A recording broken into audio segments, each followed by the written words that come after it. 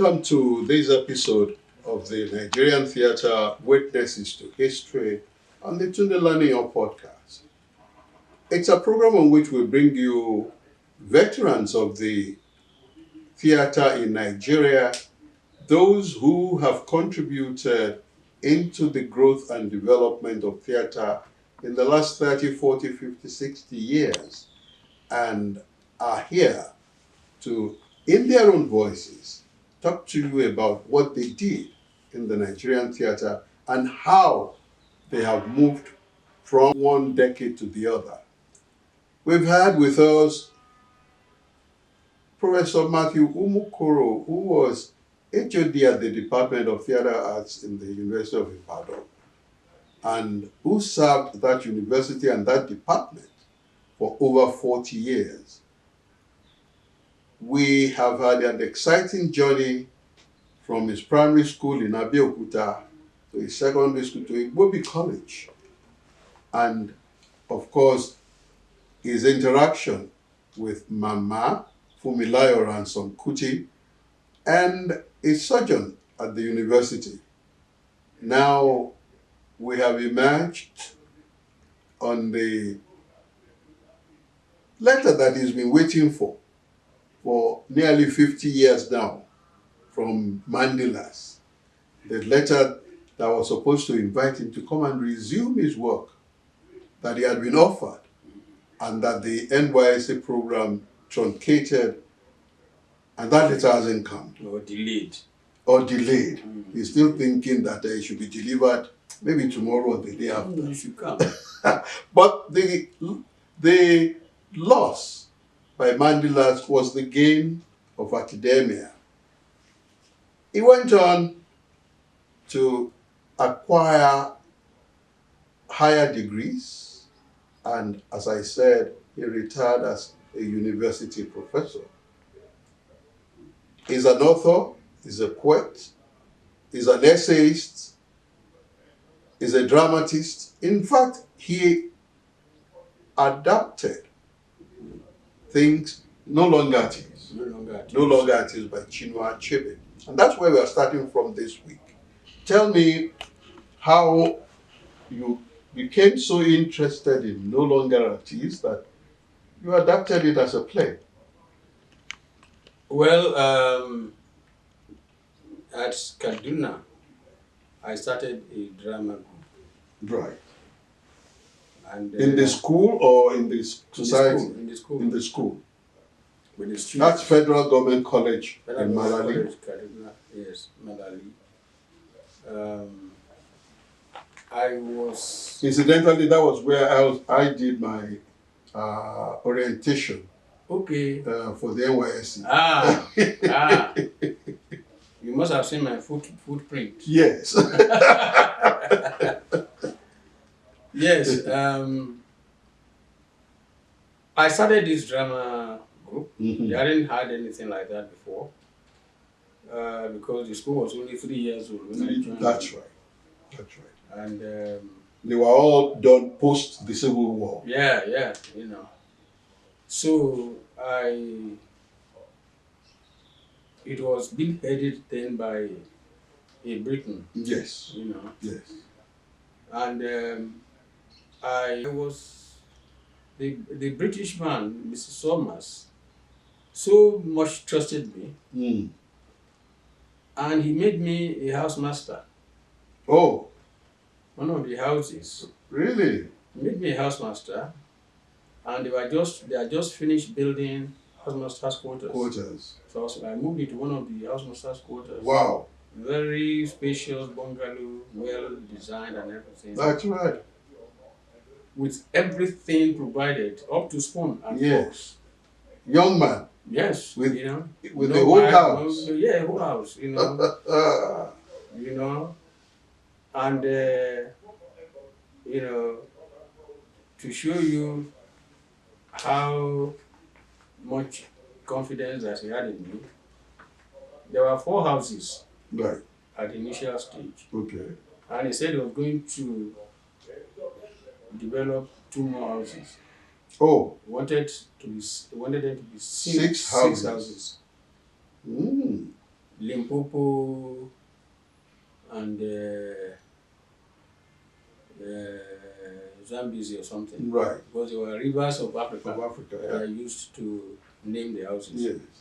And he gave me this assignment to do the job. Mm-hmm.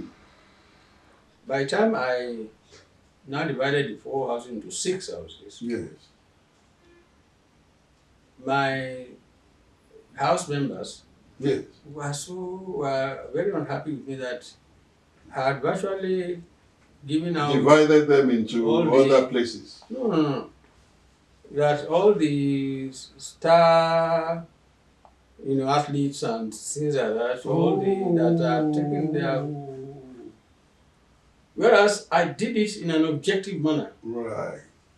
I wrote all the names and all that, put them in a particular, and I said one particular, maybe 1, 2, 3, 4, 5, 6 Yes. in one house. That's right. Next. 7, 8, 9, 10, 11, Right. another house. I wasn't looking at who was what. no, I wasn't interested in that. So it was after I had done it and submitted the whole thing to the principal and everything, and the thing was published. I was saying, So it then occurred to me that some other person would have just sat down, said, let me first of all do house A? All the, to put them in my own house. Yes. The house. All the stars, athletes, the footballers, because we have known them. Yes. So I could have just sat down with and you had all of them on a list in any case. And I have sat down with 1 or 2 of the students, in my house. Yes. And then we just have extracted all the. So we now have one very powerful Zambezi house. While the others will have been weakened. But I'm not cut out for that. That's right. And the man was quite happy with me. Let me tell you, strictly speaking, that I never intended to go back to the university for anything. And I had my job cut out for me. I knew that the highest level I would attain there was principal. Of the school. Yes. I knew that at the end I would be given a school. Yes. And I was looking forward to that seriously. Because I had an ideal notion of what a school should be. And I wanted to make that statement in a very powerful way. Such that they will know, go to Umukoro school. That's right. I had that clear knowledge that at some point I'll be given a school. But because Malali is far from town, I could not be having my performances in Malali. That's right. There was no way an audience would come from town to come and watch. So I had to start hiring the British Council Hall. In town. Right. I got in touch with the director. Right. One white, it has to be white, but anyway. Yes. And he got to, have interest in me at some point. Right. Because I wrote some personal plays. Right. Short plays. Okay. Which I would put together. Right. And I had the drama group. And the no longer artist happened to be a school text. Yes. In that particular year. That's true. And I decided, rather than that particular year, rather than write my own play, let me adapt this one for stage. For the stage. And so I did that and took it to the British Council Hall as usual. And because the practice had been on for about 2 years. That's right. So the school started getting reputation That's right. for that, and people were always now looking forward So when are they bringing the next? come out again, And the director of the British Council decided to make me an honorary member of the council. Oh, right. So that they could invite me to their things and whatever. Yes. And of course, I then decided that he then called me one day. Aren't you interested in postgraduate? I tell you the truth, I was not even thinking about it. That's right. At that time? No, I had no interest. At university. You were ready for life. I was ready for teaching. Teaching in that school, in the secondary school. Yes. And I know that they would take me elsewhere to make me principal. Not eventually, there. Eventually. So I was ready for that. And suddenly the British Council director said, I said, well, I just shrugged myself down. I said, whatever. I tell you, I didn't write a single letter of application to anybody, to British Council or anything. I had not even got a passport. That's right. At that time, I don't get a passport. He just contacted Lagos. Lagos was the headquarters of the British Council at the time. So, I don't know what could have told them, but they invited me from Lagos to come. And I carried some of my works that I had written. Oh, okay. And I got there. It turned out to give you an award, to study abroad. I didn't apply to any institution. I didn't do anything. And I went back to my job after the Lagos. They then wrote to me, Lagos, that they were going to give me an award, but that the final decision would have to be London. Yes. Home Office. Yeah, that they were the ones to take the final decision. And before I knew what was happening, I got a telegram. The other time we were talking of the fastest means of communication at that time. It was telegram. So while I could be carrying terrible news, as it did in most cases, yes, it also carry good news. And I was told that I was already 2 weeks late for resumption at Cardiff. They are the ones who decided where I would go. Wales. Yes. And they were the ones who decided who will even be my supervisor. Already? Everything was decided by the British Council. I didn't put pen to paper saying I was writing, applying for this or that. No, nothing like that. So I had to rush to the passport office in Kaduna. See Missy Trouble, please, I need a passport. And I had always had all sorts of stories that you would need to do this and that before you could get a passport. I can attest to that because I went through that. And when God does it works, He does it in a marvelous way. Yes. Because I didn't bribe the man. I simply told him my story that I was meant to go abroad very soon, that I was in fact late. That I needed the passport quickly. He got all my details, I filled forms and everything, and he said I should come back in 2 days. 2 days? 2 days. In 2 days I got there, my passport, shining, was ready. Which he handed over to me. I did not give him one call. I did not even know his name. I did not know. I never knew his name. At that same time, I applied for a passport for 2 years. I didn't see it. Oh, yeah. In fact, it was when Muritala Mohammed and Obasanjo came in 76. They started publishing our names. And I gave them money. Uh-huh. I gave them money. In spite of that. Each time I went back to check, because I wanted to go to the US at the time. Yes. They would say, no, it's not out. No, it's not out, until I got fed up.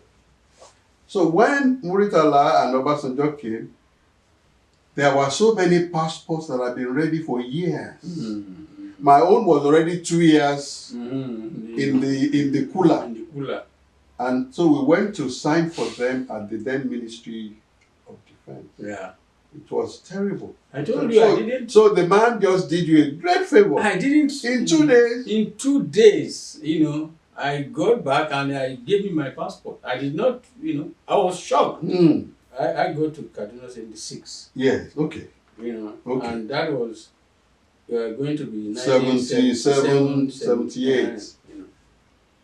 So, I was so shocked. That would be, there were 2 things I got in my life in such a miraculous way. Yes. The passport was one. Right. My driving license Was another. How did that happen? Because, I told you that my vehicle loan was sent to me. Yes. In 76 as I got there. Yes. And I got the car.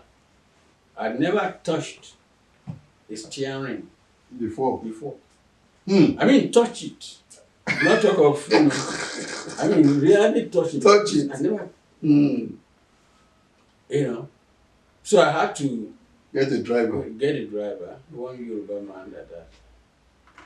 And he followed me to Mandela's, where he drove out the car, and he went to the field, to one school field somewhere. Yes.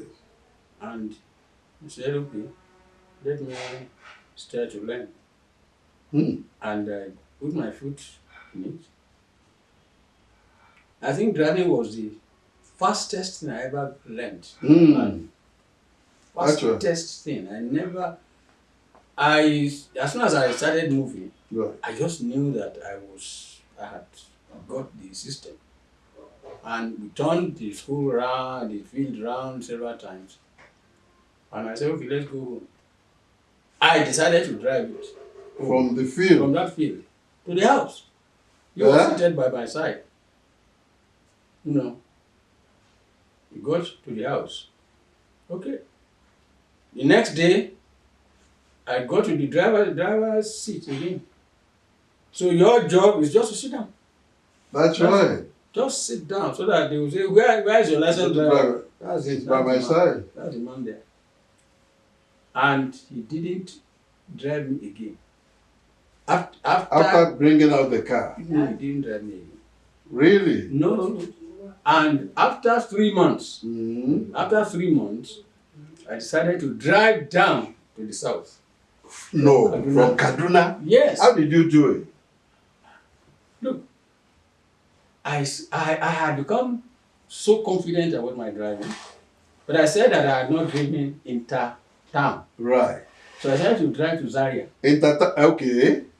Okay. I need to have a feel. That's like good for Ibadan to Lagos to just have a feel of how it is like when you're on the I then found highway. that it's even easier when you're on the highway than within in town, the city when when you're braking and doing yes. So my friend, who had not got his car, I was also from the south, and he followed me. And I drove down to Ibadan. By 6:30 or so, we reached Ibadan. Right. I only left around 7:30. Yes. From Kaduna. From Ibadan. From Abeokuta straight to Warri. To go and see my father. When I parked the car in front of my house in Abeokuta, my mother was inside and I came out. Somebody that had never seen inside of a car before. They had never seen me inside except I was being given a ride, or taxi. Right. Maybe came down, flinging my Key. and everything. It was marvelous. Now, by the time my friend had said he would be staying for about 2 weeks or so. Yes. And I should meet in my house in Abeokuta. Okay. Where we had to go back. Go back, yeah. So after about 2 weeks, I went to Lagos. There was nowhere I didn't drive to. Came back. We drove back. I drove back to Kaduna. As soon as I got to Kaduna, I told my friend, I said, I'm now qualified for a driving license. Yeah, definitely. So there's nothing else. Are they driving to heaven? He's within these towns. I said, I can go to Kano, I can go to anywhere. Yes. But then there was a small problem. Because you could apply for driving test. You need the learner's permit. You need 4. You will have renewed. Yes, you renewed it. On the fourth renewal. That's where you are qualified to go for the test. And each one is, I think, 3 months or something. 3 months or something like that. And here was I had only done 3 months. I had only have one. I said, I will become overqualified at this stage. So I actually went to the learner's permit. And I told him the truth. That look, this is number 1. They are supposed to give me 2, actually. Yes. But listen, I want you to write 4 there. I didn't give him kobo. It was as if I was using some power. Yes. And he actually wrote 4. And I got the whole thing. And I said, okay, fine. And I applied for my driving, test. Yes. It was also one white man, Mr. Borrell, who was the testing officer, VIO, or whatever they call him. Yes. And there was no story I had not heard about that man. That he just failed you. That he would fail you. That you had to give him so much money and all that. I said, maybe I would go first. Yes. And I will experience that. Yes. Then I'll be able to decide what to do next. Yes.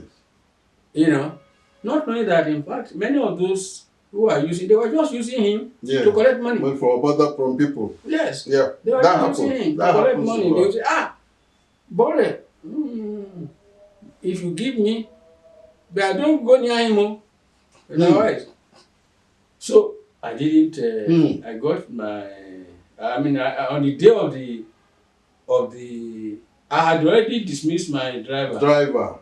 Before I traveled down. Okay, that's right. Yes, I dismissed him.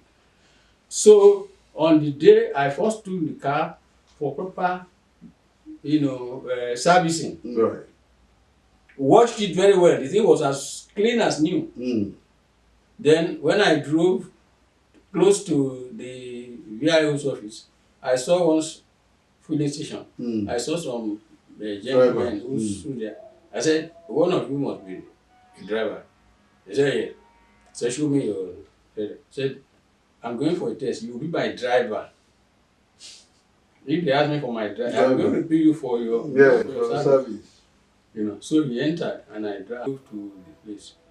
In fact, some would park in a way that would make it easy for them to get off. Yes. To master the highway code. I had put everything in my head. So when we got there, I sat down. He was asking me this and that and that, and I was just getting the whole thing. He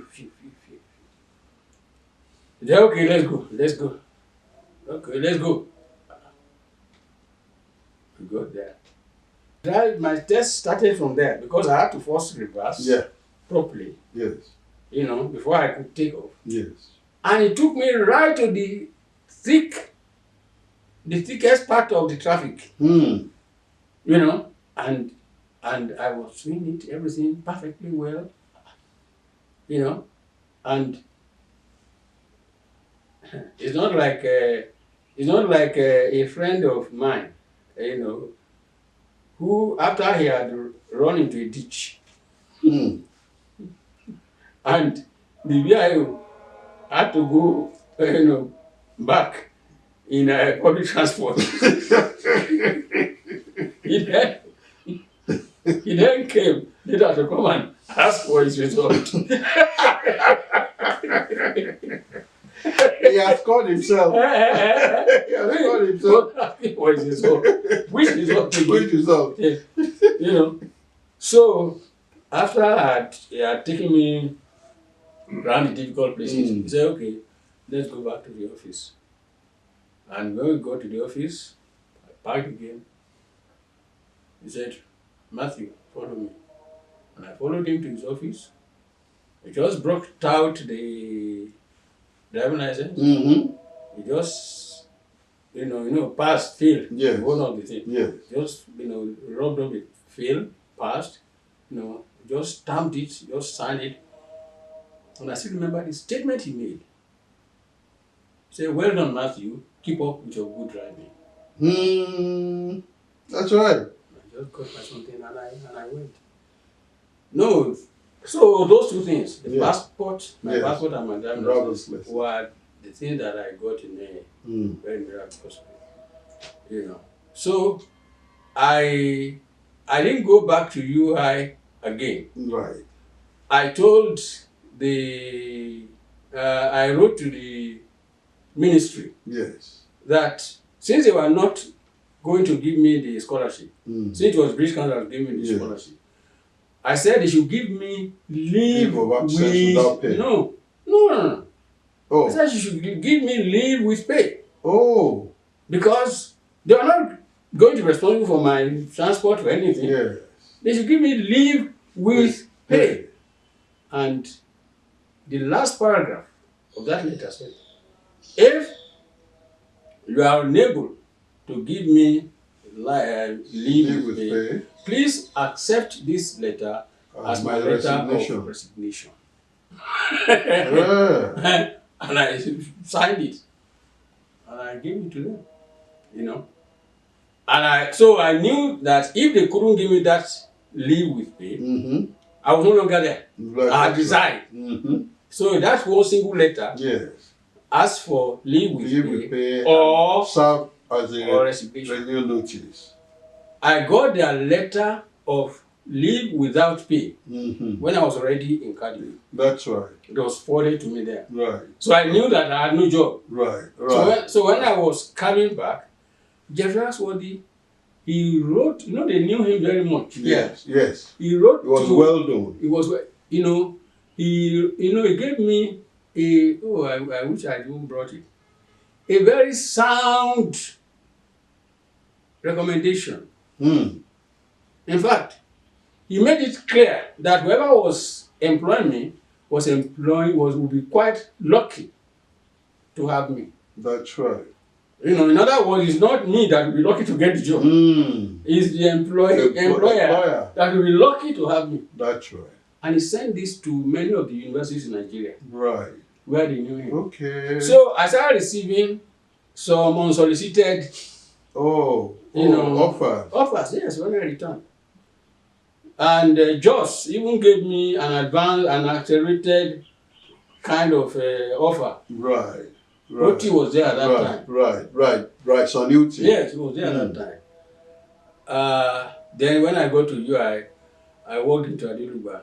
He was acting head. That's right. And the UI of those days, you could be employed right on the spot. That's right. The regularization will come later. Yeah, that's true.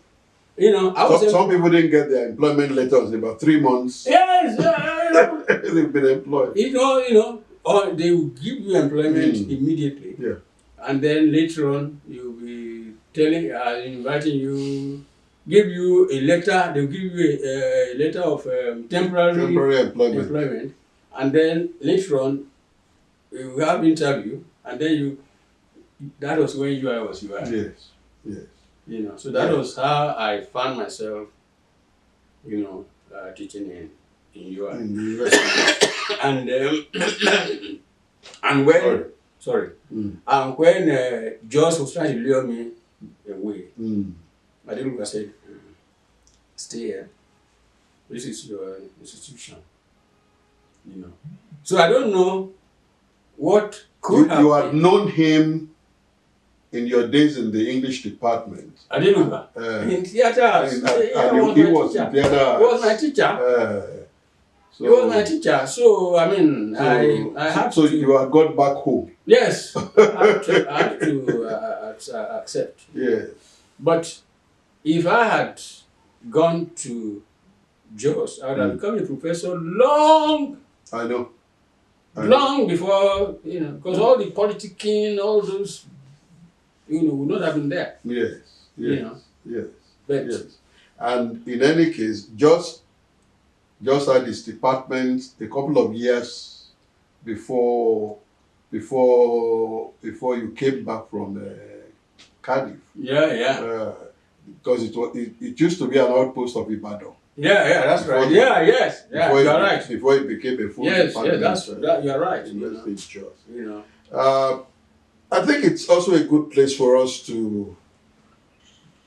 It means we will have another episode with him to complete his actual work and look at his last lecture at the University of Ibadan and how that was a culmination of all the work that he had done in the area of theater criticism, theater analysis, theater dramatic literature, and the rest of them.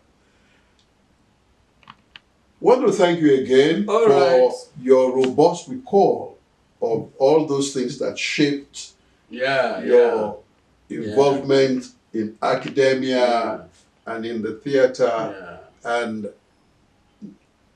when we come back again next week, we will try and see how we can complete this journey with the witness, Professor Mathew Umukoro. Like I said, he himself and his wife, Professor Julie Umukoro, are also the first professor couple of the theater arts, and they are widely experienced, thoroughly grounded, and we've been lucky to have them. Until we come back again next week, continue to like, to share, and to leave your comments so that we can be in touch with you. Until we come again your way next week, it's bye from me.